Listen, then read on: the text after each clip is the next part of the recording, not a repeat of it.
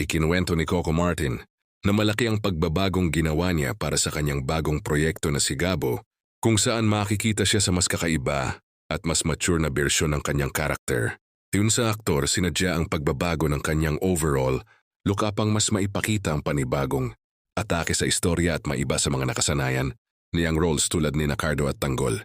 Isa sa pinakakapansin-pansin sa kanyang transformation ay ang long hair look na dala ng kanyang karakter na si Gabo. Ayon sa kanya, hindi lang ito simpleng pagbabago ng hairstyle, kundi bahagi ng mas malalim na konsepto ng karakter na kailangang magpakita ng ibang personalidad, emosyon, tipi ng gagalingan kumpara sa kanyang mga naunang proyekto. Inamin din ng aktor na ang karakter niyang si Gabo ay may tunay na pangalan na Gabriel na may mas mabigat at mas komplikadong backstory.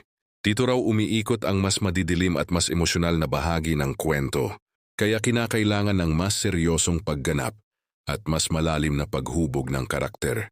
Ayon pa kay Coco, ang bawat detalye ng karakter, mula sa itsura hanggang sa kilos at pananalita ay pinag-isipang mabuti upang maipakita ang realism at intensity ng istorya.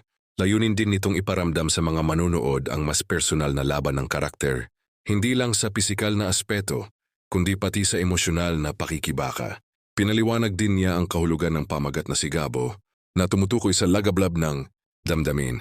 Ito raw ay sumisimbolo sa matinding emosyon, pag-aalab ng mga sikreto, at mga pagsubok na magpapabago sa buhay ng mga karakter sa kwento, kaya't inaasahang magiging mabigat at puno ng tensyon ang bawat eksena. Sa ngayon, marami ng tagahanga ang sabik na makita ang kabuuan ng proyekto, lalo na sa bagong itsura at mas malalim na pagganap ni Coco Martin bilang Gabo Gabriel.